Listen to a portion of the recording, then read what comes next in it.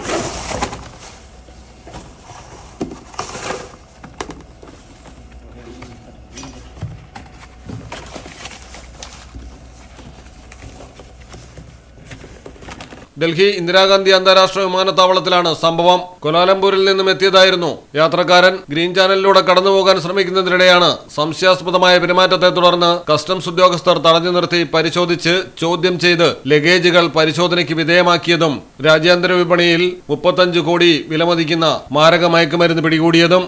സമീപകാലത്ത് ഡൽഹി വിമാനത്താവളത്തിൽ റിപ്പോർട്ട് ചെയ്യപ്പെട്ട ഏറ്റവും വലിയ മയക്കുമരുന്ന് വേട്ടയാണിത്. News desk Malayalam television. നിങ്ങൾക്ക് എത്ര പേർക്കറിയാം നിങ്ങളുടെ കുഞ്ഞിന്റെ ആദ്യ കാതുകുത്ത് പവൻ ഗോൾഡിൽ തികച്ചും സൗജന്യമാണെന്ന്? എന്നാൽ പത്തരമാറ്റ തിളക്കത്തോടെ 10 വർഷമായി പവൻ ഗോൾഡിൽ ആദ്യ കാതുകുത്ത് തികച്ചും സൗജന്യമാണ്. മാത്രമല്ല പരിചയസമ്പന്നരായ ലേഡി സ്റ്റാഫുകളാണ് നിങ്ങളുടെ കുഞ്ഞുങ്ങൾക്ക് കാതുകുത്തുന്നത്. പവൻ ഗോൾഡ് തിരൂർ.